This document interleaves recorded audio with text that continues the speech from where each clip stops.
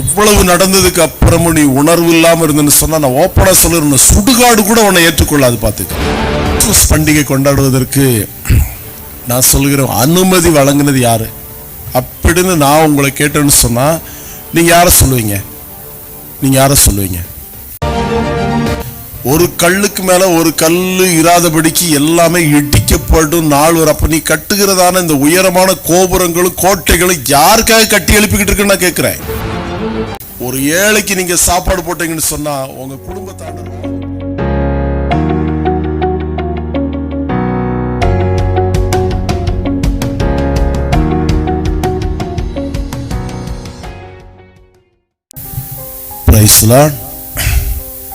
ஆண்டவர் உலக இரட்சகருமாகிய இயேசு கிறிஸ்து நாமத்தில் ஒரு சிறிய இடைவேளைக்கு அப்புறமாக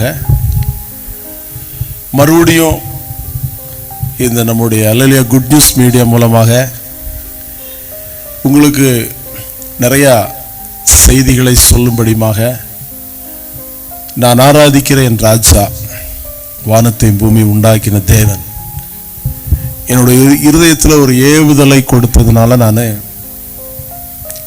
சில நிமிடங்கள் உங்களோடு பேச வேண்டும் என்று சொல்லி நான் ஆசைப்படுகிறேன். Price the Lord. அதாவது மிருகங்களுக்கெல்லாம் வந்துட்டு பார்த்தீங்கன்னு சொன்னா 5 அறிவு தான். ஆனால் மனுஷனுக்கு ஒரு அறிவை ஆண்டவர் எக்ஸ்ட்ரா கொடுத்துருக்கிறாரு. இந்த மனுஷர்களாகிய நமக்கெல்லாம் 6 அறிவு. இப்போ ஆதாம் கற்பனையை மீறின போது அவனுடைய கண்ணு திறக்கப்பட்டுட்டு, சரியா? அது மாம்சத்திற்குரிய கண்ணு. இப்போ இயேசுனுடைய கற்பனைகளை கை கொள்ளுகிறவர்களுக்கு கண் திறக்கப்படும், அது ஆவிக்குரிய கண். அந்த கண் திறக்கப்பட்டவங்களுடைய பழக்க வழக்கங்கள், அவங்களுடைய வாழ்வு முறைகள் எல்லாமே வந்துட்டு பைபிள் வசனத்தை சார்ந்ததாக மட்டுமே இருக்கும், இருக்க வேண்டும், இருக்கணும். அது நம்ம எப்பவுமே வந்துட்டு மனுஷர்கள் வந்துட்டு நன்றியை மறக்கக்கூடியவர்களாகத்தான் இருக்கிறாங்க.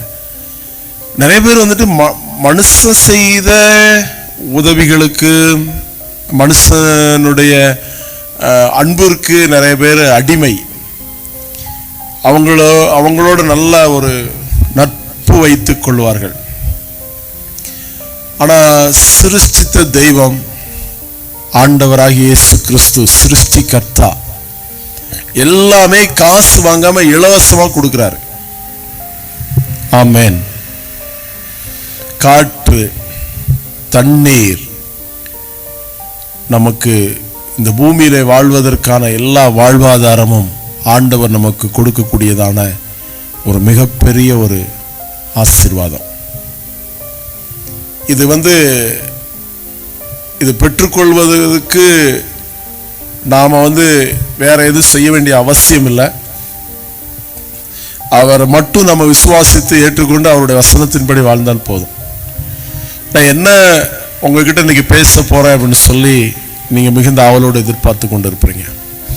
இன்னைக்கு கிறிஸ்தவ மக்களுக்குள்ளேயும் மற்ற மாற்று மதத்தினருக்குள்ளேயும் இருக்கக்கூடியதான ஒரு பெரிய ஒரு குணம் என்ன அப்படின்னு சொல்லி கேட்டா, பக்தி வைராக்கியம். பக்தி முத்தி நிறைய பேர் எங்க இருக்கிறோம் அப்படிங்கிறதே தெரியாது. அந்த அளவுக்கு மிகப்பெரிய பக்திமான்களாக இருப்பாங்க. ஆனா பக்கத்து வீட்டுக்காரன் பட்டியா கிடப்பான். ஆனா இவங்க பக்திமான்களாக இருப்பாங்க. கோயிலுக்கு சிலைக்கும் பால் அபிஷேகம், அப்புறம் நிறைய இதெல்லாம் நெய் அபிஷேகம்லாம் என்ன பண்ணுவாங்க, கோயில் கட்டுவதற்கு நிறைய டொனேட் பண்ணுவாங்க, நிறைய ஸ்பான்சர் பண்ணுவாங்க. அதே மாதிரி இங்க இருந்து ரொம்ப, அதாவது ஃப்ளைட்ல போவாங்க, அந்நிய நாட்டுக்கு போய் தொழுகை பண்ணுவாங்க. இஸ்லாமியர்கள் எல்லாம் மெக்கா போவாங்க. இந்துக்கள் எல்லாம் நிறைய பெரிய பெரிய புண்ணிய தலங்களுக்கு போவாங்க. அந்த புண்ணிய நதி என்று சொல்லக்கூடிய அந்த அந்த தண்ணியை போய் என்ன பண்ணுவாங்க, அவங்க குடிப்பாங்க, அதில் குளிப்பாங்க, அதுல எல்லாம் அவங்க பக்தியை வெளிப்படுத்துவாங்க. இன்னும் சொல்ல போனா நம்ம ஆளுங்க கிறிஸ்தவர்கள் வந்துட்டு பார்த்தீங்கன்னு சொன்னா, அப்பப்பா கிறிஸ்துமஸ், நியூ இயரு, அப்புறம் ஈஸ்டர் பண்டிகைலாம் வந்துட்டு அப்படின்னு சொன்னா வந்துட்டு காசை தண்ணியா செலவு பண்ணுவாங்க. ரொம்ப, அதாவது ஆடம்பரத்தினுடைய உச்சம் எங்க வெளிப்படும் அப்படின்னு சொல்லி பார்த்தா நிறைய கிறிஸ்துவ மக்களிடையே தான் வெளிப்படும். அதை அவங்க வந்துட்டு எப்படின்னா, கிறிஸ்துவனுடைய அந்த பிறப்புக்காக, அவருடைய உயிர்த்தெழுதலுக்காக, அவருடைய மற்ற செலிப்ரேஷனுக்காக வந்துட்டு என்ன பண்ணுறாங்க, நிறைய இது பண்ணுறாங்க. ஆனால் ஆண்டவர் சொன்னதான அந்த மெய்யான வசனத்தை கை கொள்வதற்கு 100 பேர்ல 90 பேர் முன் வருவதே கிடையாது. நான் சொல்லுகிறேன், இப்போ யோபு வந்துட்டு சன்மார்க்கன் அப்படின்னு சொல்லப்பட்டிருக்கிறது, நீதிமான் என்று சொல்லப்பட்டிருக்கிறது. இன்னைக்கு இந்த உலகத்தில் எத்தனையோ சன்மார்க்கர்கள் இருக்கிறாங்க. அவங்க என்ன பண்ணுவாங்கன்னு சொன்னா, எல்லா விஷயத்திலையும் அவங்க கரெக்டா இருப்பாங்க. சன்மார்க்கர் வந்துட்டு எல்லா விஷயத்திலும் கரெக்டா இருப்பாங்க. ஆனா இங்க நிறைய கிறிஸ்துவத்துல வந்துட்டு நிறைய நீதிமான்கள் என்று சொல்லி இருக்கக்கூடியவங்க இருக்கிறாங்க. அவங்க எல்லா விஷயத்திலும் கரெக்டா இருக்கிறாங்களா அப்படின்னு சொல்லி கேட்டா, என்னைய பொறுத்த வரைக்கும் நிறைய பேர் கரெக்டா இல்லை. ஏன்னா அவங்க ஆண்டவர் சொன்னதை செய்யாம, ஆண்டவர் சொல்லாததை செய்துக்கிட்டு, இவங்க நீதிமான் அல்லது சன்மார்க்கன், நான் தான் பரிசுத்தவான் என்று சொல்லி நிறைய பேர் எப்படி அவங்கள குறித்து ஆண்டவர் என்ன சொல்றனா, இவர்கள் தேவ பக்தியின் வேஷத்தை தரித்து அதன் பலனை மறுதரிக்கிறவர்கள் என்று சொல்லி. இன்னும் இயேசுவே சொன்னார், இவர்கள் வெள்ளையடிக்கப்பட்ட கல்லறை என்று சொல்லி. பல்வேறு கோணங்களில் வந்துட்டு மக்களை ஆண்டவர் அடையாளம் காட்டி கொடுக்கிறார். இப்போ இந்த அதாவது COVID-19 கொரோனா வைரஸ் இன்னும் நீங்கலைங்க, இனி நீங்கவே இல்லை. இந்த கொரோனா வைரஸ் ஆண்டவர் அனுமதிச்சவருடைய நோக்கம் மனுஷன் என்ன பண்ணணும், சீர்பொருந்தணும் அப்படிங்கிற கான்செப்ட்ல தான் என்ன பண்ணார் ஆண்டவர், அதை அனுமதிச்சார். ஏன்னா வசனத்தின்படி தான் அவர் செஞ்சார். கடைசி நாட்களில் பஞ்சம், கொள்ளை நோய், பூமி அதிர்ச்சி, ஜனத்துக்கு விரோதமா ஜனம், ராஜ்யத்துக்கு விரோதமா ராஜ்யம், இவைகளெல்லாம் வேதனைகளுக்கு ஆரம்பம் என்று சொல்லி ஏற்கனவே எழுதினதான் நிறைவேற்றப்பட்டுச்சு. இப்ப இதெல்லாம் வரும்போது இவங்கெல்லாம் உணர்வடையணும். இவங்க இனியும் உணர்வடையவில்லை என்று சொன்னால், நான் சொல்லுகிறேன், இவங்க செத்தா இவங்களை சுடுகாடு கூட ஏற்றுக்கொள்ளாது. அந்த அளவுக்கு இவங்களுடைய வாழ்க்கை தாறுமாறாக்கப்பட்டிருக்கிறது. அது கேவலமா இருக்குது. நிறைய பேர் பாருங்களேன், பெரிய பெரிய கிறிஸ்துவ ஸ்தாபனங்களை வைத்து டயோசிஸ் போன்ற பெரிய பெரிய நிர்வாகங்களை நடத்தி அங்கெல்லாம் பார்த்தீங்கன்னு சொன்னா பண விளையாட்டு, பணம் தான், சாதி, பணம், பதவி, பட்டம், இதுக்கு தான் வேற இம்பார்ட்டன்ஸ் கொடுக்குறாங்க. ஆனா ஆண்டவர் ஒரு மனுஷன் ஒரு கிறிஸ்துவை ஏற்றுக்கொண்டவன் இப்படிதான் இருக்கணும் அப்படின்னு சொல்லி பைபிள்ல சொல்லப்பட்டதான சில வெற்றை நான் எடுத்துரைத்து நிறைவு செய்ய போகிறேன். யாக்கோபு எழுதின நிருபம் 1வது அதிகாரத்துல 27வது வசனம் என்ன சொல்லுதுன்னா, திக்கற்ற பிள்ளைகளும் விதவைகளும் படுகிற உபத்திரவத்திலே அவர்களை விசாரிக்கிறதும் உலகத்தால் கரைபடாதபடிக்கு தன்னை காத்துக் கொள்ளுகிறதுமே பிதாவாகிய தேவனுக்கு முன்பதாக மாசில்லாத சுத்தமான பக்தியா இருக்கிறது. மாசு என்றால் என்ன? மாசு என்றால் கரை, திரை, அதோட மாயம் சேர்ப்பதுதான் மாசு. அப்ப இந்த மாசில்லாத சுத்தமான பக்தி என்ன அப்படின்னு சொல்லி கேட்டா, திக்கற்ற பிள்ளைகளும் விதவைகளும் படுகிற உபத்திரவத்துல அவர்களை விசாரிக்கணும், உலகத்தால கரைபடக்கூடாது. இந்த 2 விஷயத்துல கிறிஸ்தவம் என்ன பண்ணணும், சரிபட வேண்டியது இருக்குது. இப்போ நிறைய விஷயத்துல தவறி கொண்டு இருக்கிறாங்க. இப்போ நிறைய பேர் ஞானஸ்தான விஷயத்துல தவறி கொண்டு இருக்கிறாங்க. 2வது ஞானஸ்தானமாகிய பரிசுத்தாவினுடைய விஷயத்துல தவறி கொண்டு இருக்கிறாங்க. போதனை, சபை கூடி வரக்கூடியதான அந்த போதனைகளை தவறி கொண்டு இருக்கிறாங்க. துணிமணி போடக்கூடிய விஷயத்துல தவறி கொண்டு இருக்கிறாங்க. கம்யூனிங் சர்வீஸ், திருவிருந்து ஆராதனையில வந்துட்டு ராபோஜன விருந்துல அதுல தவறி கொண்டு இருக்கிறாங்க. தங்களுடைய மனசும் மாம்சமும் விரும்புகிறபடி வாழ்ந்துட்டு இவங்க என்ன பண்ணுறாங்க, நாங்க வந்து நீதிமான்கள், நாங்க தான் வந்துட்டு புண்ணியர்கள் என்று சொல்லி கொண்டு இருக்கிறார்கள். ஆனா மனுஷனுக்குள்ள இருந்து புறப்படுகிறதே மனுஷனை தீட்டுப்படுத்துன்னு சொல்லப்படும். உள்ள இருந்து வெளியே வருவதெல்லாம் மனுஷனை தீட்டுப்படுத்துகிறது. Praise the lord. அது மார்க் எழுதின சுவிசேஷம் 7வது அதிகாரத்தில் 20வது வசனத்தை வாசித்தீங்கன்னா அதனுடைய என்னெல்லாம் மனுஷனை தீட்டுப்படுத்துது அப்படிங்கிறத நம்ம பார்க்க முடிகிறது. இப்போ இந்த திக்கற்ற பிள்ளைகளும் விதவைகளும் படுகிற உபத்திரவத்தில் அவர்களை விசாரிக்கணும். யார் விசாரிக்கிறா? உங்க நெஞ்சில கை வச்சு சொல்லுங்க பிரதர் அண்ட் சிஸ்டர், அரசாங்கம் இந்த விஷயத்துல தவறிக்கொண்டே இருக்கிறது.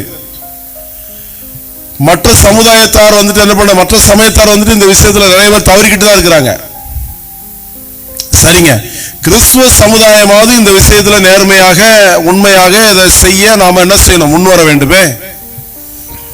இப்போ கிறிஸ்துவ சமுதாயம் இந்த விஷயத்துல வந்துட்டு சரியா செயல்படுகிறதா? பைபிள் வந்து எல்லாருக்கும் பொதுவானது. இதுல வந்து மெயினா வந்துட்டு இந்த வசனம் வந்துட்டு இந்த ஆண்டவரை தொழுது கொள்ளக்கூடியதான, ஆண்டவரை ஆராதிக்கிற நம்புகிற விசுவாசிக்கிறவர்களுக்காக சொல்லப்பட்டதான் திக்கற்ற பிள்ளைகளும் விதவைகளும் படுகிற உபத்திரவத்தில் அவர்களை விசாரிக்கணும். இப்போ இந்த பண்டிகை காலம் வந்துடுது.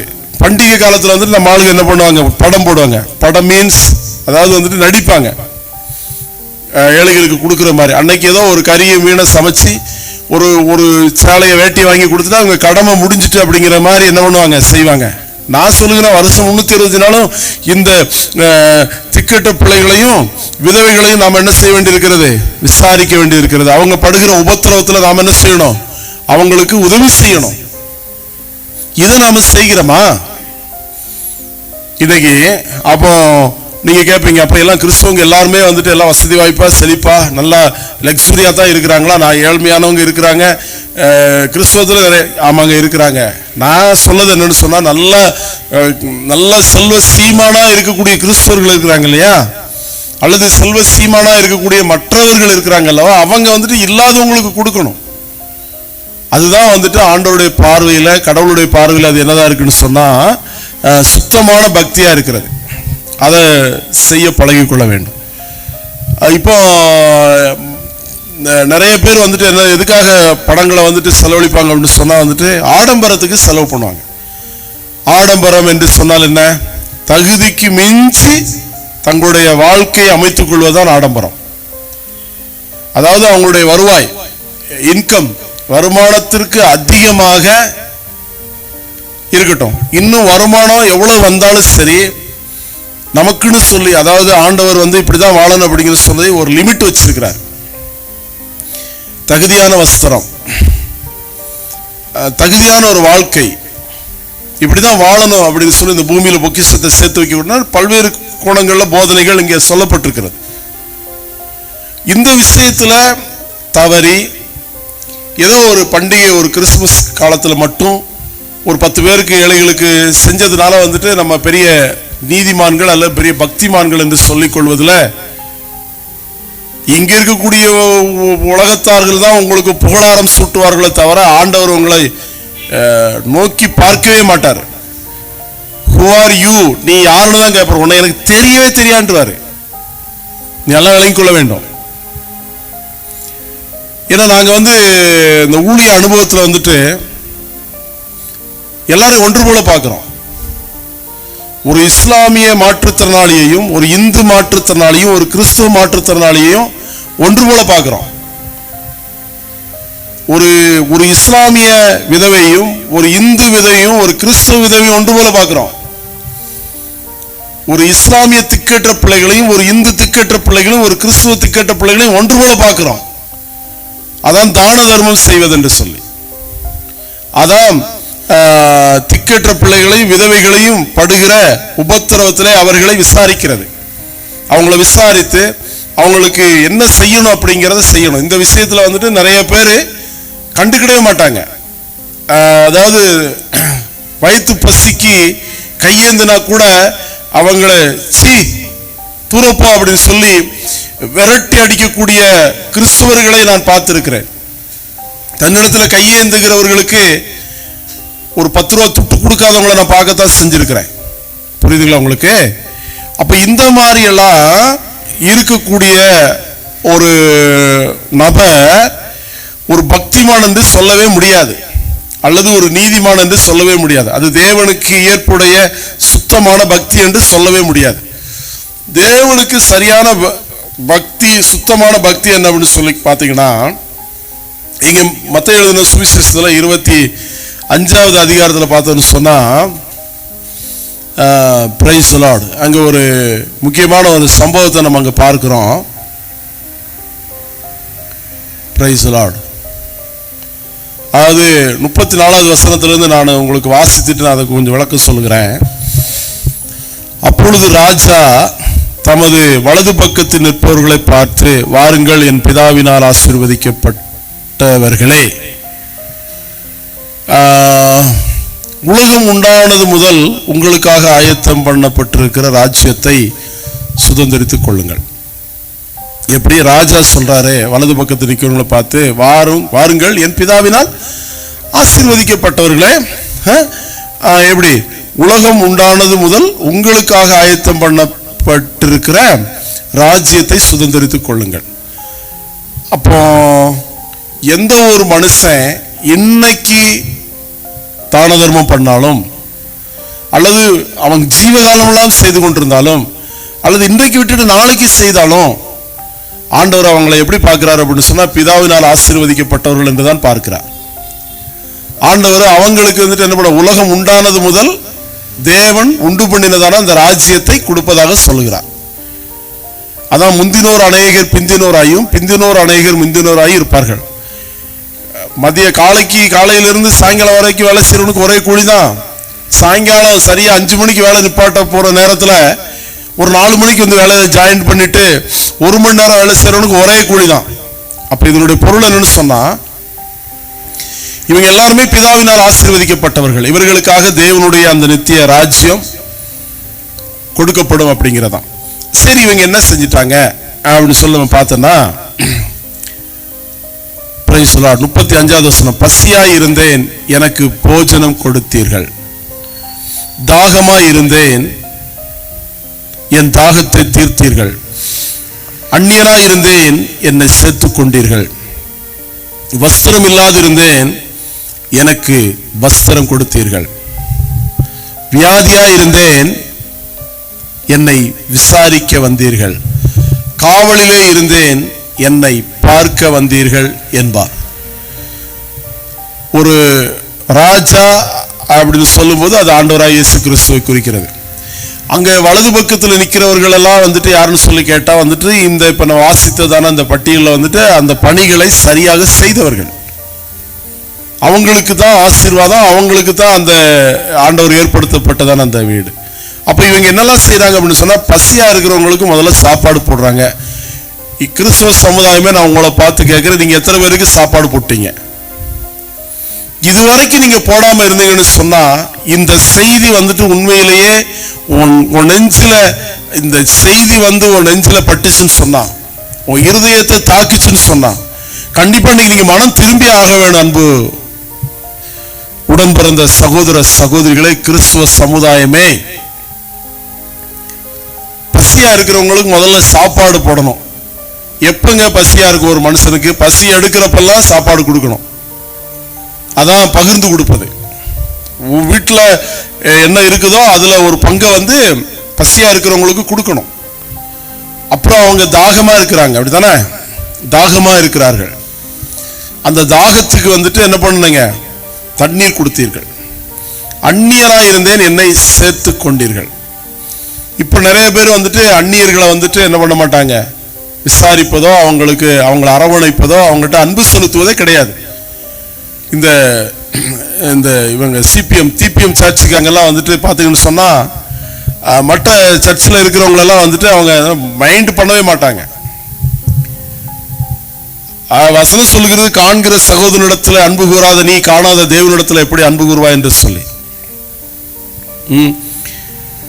என்னை சேர்த்துக் கொண்டீர்கள். வஸ்திரம் இல்லாதிருந்தேன், எனக்கு வஸ்திரம் கொடுத்தீர்கள்.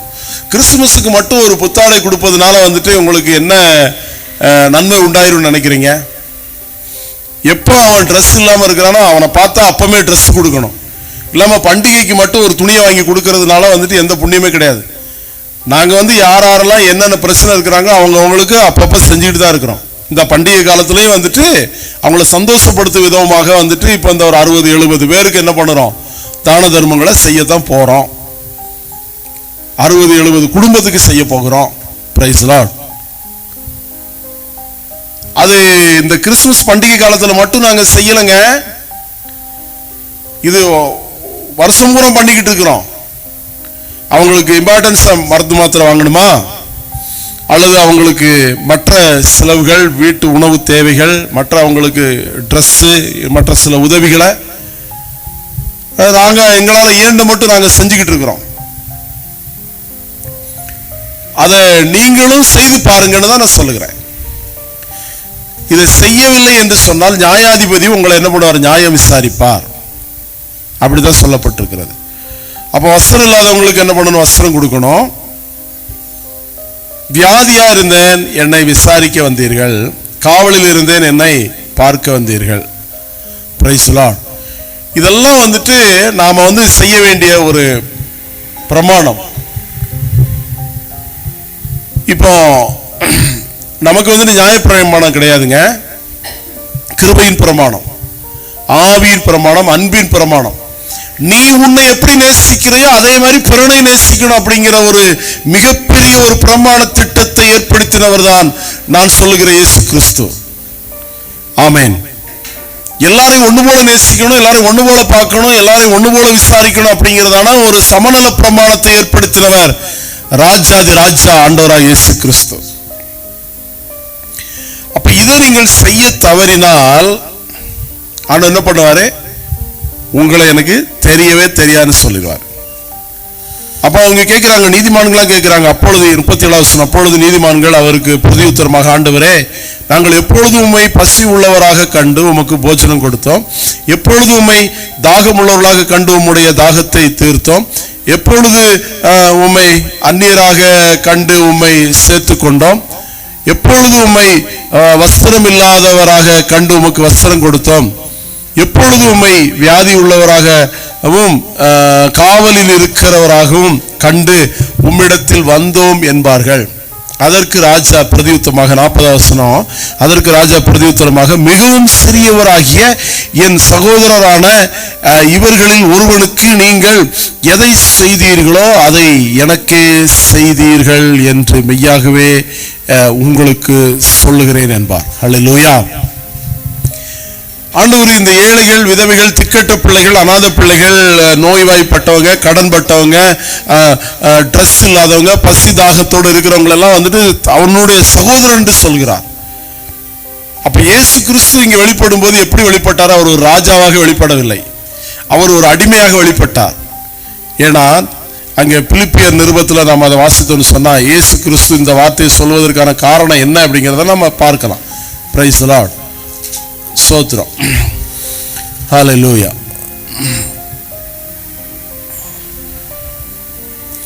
6வது வசனத்தை நான் வாசிக்கிறேன்னு பாருங்க. அவர் தேவனுடைய ரூபமாய் இருந்தும் தேவனுக்கு சமமாயிருப்பதை கொள்ளையாடின பொருளாக எண்ணாமல் தம்மைத்தாமே வெறுமையாக்கி ஒரு அடிமையின் ரூபம் எடுத்து மனுஷ சாயலானார். எப்படி? தம்மைத்தாமே வெறுமையாக்கி அடிமையின் ரூபம் எடுத்து மனுஷ சாயலானார். ஆமென். அப்போ ஒரு அடிமையாகத்தான் என்ன பண்ணார், வெளிப்பட்டார் அப்படிங்கிறத நம்ம பார்க்க முடிகிறது. Price the Lord. கடைசியில் அவருடைய அந்த மரண தருவாயில யூதர்களும் அந்த அரசர்களும் கேட்கும்போது, நீ யூதருக்கு ராஜாவா என்று சொல்லும்போது, ஆமா ராஜா என்று சொன்னார், நீர் சொல்லுகிறபடியே என்று சொன்னார். Price the Lord. ஒரு ராஜா ஒரு அடிமையாக வெளிப்பட்டார். இங்க அதே ராஜா தான் என்ன பண்ணுகிறாரு, சொல்லுகிறாரு. நீங்க நம்ம பார்த்தோம் இல்லையா? அப்பொழுது ராஜா 34வது வசனத்துல, மத்தேயு எழுதின சுவிசேஷம் 25:34 அப்பொழுது ராஜா என்று சொல்லப்பட்டு, அன்றைக்கு அடிமையாக வெளிப்பட்டவர் இன்றைக்கு ராஜாவாக நியாயம் விசாரிக்கிறார். Price the Lord. இங்க அதே மாதிரி நம்ம பார்த்தோம்னு சொன்னா, பிரைஸ் தி லார்ட். ஹல்லேலூயா. அப்போ அவர் என்ன பண்ணுகிறாருன்னு சொன்னா, அங்க அடிமையாக வெளிப்பட்டவர் இங்க ராஜாவாக என்ன பண்ணுகிறாரு, வெளிப்படுகிறார். Price the Lord. அப்போ ஒரு ராஜா தான் வந்துட்டு நியாயம் விசாரிப்பா. அதனால இயேசு சொன்னார், நான் வரேன் எல்லாருக்கும் அவங்க செய்த நன்மைக்கானாலும் திண்மைக்கானாலும் தக்க பலனை அடையும்படிக்கு எல்லாருமே கிறிஸ்துவ நியாயாசனத்துக்கு முன்னாடி நிற்க வேண்டும் என்று சொன்னவர், நான் வருகிறேன், அவனுடைய கிரியைக்கு தக்க வண்ணம் நான் அளிக்கும் பலம் என்னோடு கூட வருகிறது என்று சொன்னான். சீக்கிரமா வருகிறேன்னு சொல்லிட்டாரு. அப்போ இயேசு கிறிஸ்து என்ன பண்ண போறார், வரப்போகிறார். இப்போ பாருங்களேன், இந்த சிறியரில் ஒருவருக்கு நீங்கள் எதை செய்தீர்களோ அதை. இன்னைக்கு இப்ப நிறைய கிறிஸ்தவர்கள் வந்துட்டு ஊழியத்துக்கு அள்ளி அள்ளி கொடுப்பாங்க. ஊழியத்துக்கு என்ன பண்ணுவாங்க, நான் இதை கொஞ்சம் வெளிப்படையா பேசுறேன், நிறைய ஸ்பான்சர் பண்ணுவாங்க, பணத்தை அள்ளி அள்ளி கொடுப்பாங்க. எதுக்காக? கட்டிடம் போடுவதற்காக, அல்லது ஊழியக்காரன் கார் வாங்குவதற்காக, அல்லது ஊழியக்காரன் வந்துட்டு நல்லா லக்ஸூரியா வாழ்வதற்காக அள்ளி அள்ளி கொடுப்பாங்க. இந்த சாரபாத்து விதவை என்ன பண்ணுனாங்க அப்படின்னு சொன்னா, அந்த எலியாவுக்கு வந்துட்டு கொடுத்தாங்க. அதே மாதிரி இன்னைக்கு நிறைய பேர் என்ன பண்றாங்கன்னு சொன்னா, ஊழியக்காரனுக்கு தான் கொடுப்பாங்களே தவிர ஏழைகளுக்கு கொடுக்கிற விஷயத்துல வந்துட்டு நம்ம ஆளுங்க என்ன பண்ணிருந்தாங்க அப்படின்னு சொன்னா, பின்னோக்கம் அடைந்து விடுகிறார்கள். Price the Lord. அப்ப ஆனபடினால இதுல இருந்து நாம என்ன தெரிந்து கொள்கிறோம் அப்படிங்கறத நம்ம விளங்கிக் கொள்ள வேண்டும். ஏழைகளுக்கு ஒரு மனுஷன் கொடுத்தால் அவன் கர்த்தருக்கே கடன் கொடுக்கிறான் என்று சொல்லப்பட்டிருக்கிறது. ஆண்டவர் எல்லாரையும் ஒன்று போல தான் பார்க்கிறாரு, எல்லாரையும் ஒன்று போல பார்க்கிறார், ஒன்று போல விசாரிக்கிறார். ஆமென். Price the Lord. அப்போ ஆமென். Price the Lord. அப்ப இதுல இருந்து என்ன தெரிந்து கொள்கிறோம் அப்படின்னு சொன்னா, இன்னைக்கு நிறைய பேர் வந்துட்டு கரெக்டா காலையில எழும்பி சர்ச்சுக்கு போறதும், நைட்டுக்கு அது கிறிஸ்துமஸ் அன்னைக்கு மிட் நைட் 12 மணிக்கு என்னது இது பண்றதும், வெடி போடுறதும், ஹாப்பி கிறிஸ்துமஸ் சொல்வதும், ஹாப்பி நியூ இயர் சொல்வதும் எல்லாம் இப்படி சொன்னா 40 நாள் புசியாமல் குடியாமலும் பாஸ்டிங் இருக்கிறதும், இதுதான் வந்துட்டு தேவனுக்கு பிரியமான பக்தி என்று சொல்லி கொண்டிருக்கிறார்கள். அதவும் நம்ம செய்யணும், இதவும் நம்ம கடைபிடிக்க வேண்டும். இப்போ ரோமர் 12 நம்ம பார்த்தோம்னு சொன்னா அங்க சொல்லப்பட்டிருக்கிறது, இப்படி இருக்க சகோதரரே, நீங்கள் உங்கள் சரீரங்களை தேவனுக்கு பிரியமான ஜீவ பலியாக ஒப்புக் கொடுக்க வேண்டும் என்று தேவனுடைய இரக்கங்களை முன்னிட்டு நான் உங்களை என்ன பண்ணுகிறேன், வேண்டிக் கொள்கிறேன். இதுவே நீங்கள் செய்யத்தக்க புத்தி உள்ள ஆராதனை என்று சொல்லப்பட்டிருக்கிறது. புத்தி உள்ள ஆராதனை எது? நம்ம ஜீவ பலியாக ஒப்புக் கொடுக்க வேண்டியது. Price the Lord. இங்க நம்ம யாக்கோபு நிருபத்தில் பார்த்தது என்ன பார்த்தோம்? யாக்கோபு நிருபத்தில் நம்ம பார்க்கும்போது வந்துட்டு திக்கற்ற பிள்ளைகளும் விதவைகளும் படுகிற உபத்திரவத்திலே அவர்களை விசாரிக்கிறதும் உலகத்தால் கரைபடாதபடிக்கு தன்னை காத்துக் கொள்ளுகிறதுமே பிதாவாகிய தேவனுக்கு முன்பதாக மாசு இல்லாத சுத்தமான பக்தியா இருக்கிறது என்று சொல்லுகிறார். Price the Lord. இன்னைக்கு நிறைய பேர் வந்துட்டு என்ன பண்ணுவாங்க, உடலை தங்களுடைய சரீரங்களை கீறிக்கொள்வார்கள், பயங்கரமா என்ன பண்ணுவாங்க, பக்திமானாக இது பண்ணுவாங்க. ஆனா இவங்க ஆக்சுவலி பைபிள் வசனம் சொல்லுகிறபடி வந்துட்டு செய்ய வேண்டிய தான தர்ம கடமையை செய்ய மறந்து விடுவார்கள். இதை நீங்க செய்யாமல் எதை செய்தாலும் அதற்கு முதல் எதிராளி இயேசு கிறிஸ்து தான். ஆமா, நிறைய காரியங்களுக்காக வந்துட்டு நீங்க பணத்தை அள்ளி அள்ளி கொடுக்குறீங்க. ஒரு ஏழையான நிலைமையில இருந்து ஊழியம் செய்யறவங்களுக்கு அல்லது ஏழ்மையான மக்களுக்கு ஊழியம் செய்கிறவர்களுக்கு நீங்கள் கொடுக்கிற விஷயத்துல ஏன் தயங்குகிறீர்கள்? அல்லேலூயா. இப்ப பெரிய பெரிய ஊழியக்காரங்க ஒரு சின்ன ஒரு அட்வர்டைஸ்மெண்ட் கொடுத்தா போதும், அவங்களுக்கு பார்த்தீங்கன்னு சொன்னா லட்சக்கணக்கில் பணத்தை அனுப்புறீங்க, காணிக்கை அள்ளி அள்ளி போடுறீங்க, அனுப்புறீங்க. அவங்க பூரா வெளிநாடு சுத்திக்கிட்டு வர்றாங்க. அவங்க பூரா வந்துட்டு என்ன பண்ணாங்க, கட்டிடங்களுக்கு வந்துட்டு கோபுரங்களுக்கு வந்துட்டு பணங்களை செலவிடுறாங்க. இங்க மெயினா செலவிட வேண்டியது யாருக்காக? திக்கற்ற பிள்ளைகள் விதவைகள் படுகிற உபத்திரவத்தில் அவர்களை நாம என்ன பண்ணணும், விசாரிக்கணும். அப்போ இங்க நிறைய பெரிய பெரிய பார்த்தீங்கன்னு சொன்னா விஐபி சர்ச்சஸ் இருக்குது. விஐபி சர்ச்சஸ் அங்க ஒன்லி விஐபிஸ் மட்டும்தான் அலோடு. கோட் சூட் போட்டு பெரிய பெரிய கார்ல வர்றவங்க, பெரிய பெரிய பணபலம் படைத்தவங்க, ஆள் பலம் படைத்தவங்களுக்கு மட்டும்தான் சர்ச்சில் முதலிடம், அல்லது சாதியால் சமுதாயத்தில் உயர்ந்தவர்களுக்கு தான் முதலிடம் கொடுக்குறாங்க. இதுக்கு பேரு சபையே கிடையாது. இங்க தேவன் வாசம் பண்ணவே மாட்டாரு. இங்க வந்து நீங்க சொல்லுகிற கடவுள், இங்க நீங்க சொல்லுகிற இயேசு, நீங்க சொல்லுகிற ஆவியானவர், நீங்கள் சொல்லுகிற சுவிசேஷம் அப்படிங்கிறது வந்துட்டு பொய். சபையில முதல்ல ஒரு சமநல பிரமாணம் இருக்கணும். அங்க ஏழைகள், விதவைகள், திக்கற்ற பிள்ளைகள், மாற்றுத்திறனாளிகள், பரதேசிகளுக்கு அங்க என்னது இருக்கு? பங்கு இருக்குது. அவங்களை எல்லாரையும் ஒன்று போல விசாரிக்கணும். அதுதான் தேவனுடைய பார்வையில வந்துட்டு மாசு இல்லாத பக்தி என்று சொல்லப்பட்டிருக்கிறது. இதை கடைபிடிக்க மறந்துவிட்டு இன்னைக்கு நீங்க பெரிய பெரிய ஊழியங்களுக்கு வந்துட்டு நீங்க பணத்தை டிரான்ஸ்ஃபர் பண்ணது, கூகுள் பேல அனுப்புறது, ஆன்லைன்ல காணிக்க அனுப்புகிறது. இது ஏன் இந்த சூதாட்டம் பண்ணி கொண்டு இருக்கிறீர்கள்? இது தேவன் வந்துட்டு உங்களை இது ஆசீர்வதிப்பாரா? நிறைய பேர் இப்ப சொல்றாங்க, நான் இந்த கட்டடத்திற்காக இந்த நான் இவ்வளவு பணத்தை அனுப்பினேன், எனக்கு ஆண்டவர் 25 லட்சம் ரூபாய்க்கு வீட்டை கட்டி கொடுத்தார் என்பதெல்லாம் சுத்த பொய். அது சம்திங் ராங். ஏதோ ஒரு தவறு அங்க நடக்கிறது. அது ஏதோ ஒரு தவறு நடக்கிறது. முதல்ல நான் இத்தனை ஏழைகளுக்கு சாப்பாடு போட்டேன், இத்தனை ஏழைகளுக்கு துணிமணி வாங்கி கொடுத்தேன், இத்தனை ஏழைகளுக்கு நான் மருத்துவ உதவி செய்தேன், இத்தனை ஏழைகளுக்கு வந்துட்டு நான் தாகத்துக்கு தண்ணி கொடுத்தேன், இத்தனை ஏழைகளுக்கு நான் வீடை கட்டி கொடுத்தேன், இத்தனை பேரை நான் விசாரித்தேன், இத்தனை பேருக்கு நான் ஆண்டவரை பத்தி சொன்னேன், இத்தனை பேருக்கு நான் ஜெபம் பண்ணணும்னு சொல்லி அதுக்கு பிரதிபலன தேவன் உனக்கு என்ன பண்ணுவாரு? மறுமையிலையும் கொடுப்பார், இம்மையிலும் கொடுப்பார். இல்லாம நான் இந்த கட்டிடத்துக்கு நான் இவ்வளவு பணம் அனுப்புனேன், எனக்கு இவ்வளவு பெரிய வீடு ஆண்டவர் கட்டி கொடுத்தாரு, நான் இதை செஞ்சேன், அது வந்துச்சு, அதை செஞ்சேன், இது வந்துச்சு அப்படின்னு சொல்லி சூதாட்டம் பண்ணாதீர்கள். இது என்னன்னா இப்ப எல்லாம் வந்துட்டு இந்த இதுதான் பண்ணிக்கிட்டு இருக்கிறாங்க. இப்ப எல்லாம் கிறிஸ்தவ வீடுகள்லையும் மற்ற இடங்களில் வந்துட்டு இந்த செய்முறை என்கிறதான ஒரு பெரிய திட்டத்தை வச்சு இன்னைக்கு, அதாவது வட்டியில்லா கடன் அப்படிங்கிற மாதிரி, இன்னைக்கு நீங்க இங்க 5001 செஞ்சீங்க அப்படின்னு சொன்னா நாளைக்கு அவங்க 5001 உங்களுக்கு திரும்ப செய்வாங்க அப்படிங்கிற எதிர்பார்ப்போட செய்யறது. ஏழைகளுக்கு செய்கிறீங்களா? நீங்க ஒரு ஏழை வீட்டுல போய் 5001 நான் மொய் எழுதுனேன் அப்படின்னு சொல்லி யாராவது ஒரு ஆள் நெஞ்சு நிமித்து சொல்ல முடியுமாயா? உங்க ஸ்டேட்டஸ்க்கு, உங்க இமேஜுக்கு ஏற்படுவீங்க யாரோ அவங்களுக்கு வந்துட்டு அவங்க 5001 செஞ்சாங்கன்னா நீங்க 10,001 செய்வீங்க. ஆனா அந்த ஏழை வீட்டுல ஒரு திருமண வயதை தாண்டி அவங்க ஒரு திருமணம் முடிச்சு கொடுக்க முடியாம இருக்கிறாங்க. அவங்களுக்கு போர்த்தி கொள்ள ஒரு போர்வை இல்லை, அவங்களுக்கு தூங்கி எழும்புவதற்கு ஒரு கட்டில் கிடையாது, உட்கார்றதுக்கு ஒரு சேர் கிடையாது, அவங்க துணிகளை வைக்கிறதுக்கு ஒரு பீரோ கிடையாது. நீ 10 மாடி வீடு கட்டுவ, நீ 2 கோடி ரூபாய் கார்ல போவ, உன்னுடைய வீட்டு கதவு வந்துட்டு 50 லட்சத்துக்கு போடுவ. இதுவா தேவனுக்கு பிரியமான பக்தி? மோசம் போகாதீர்கள் சகோதரர்களே, சகோதரிகளே.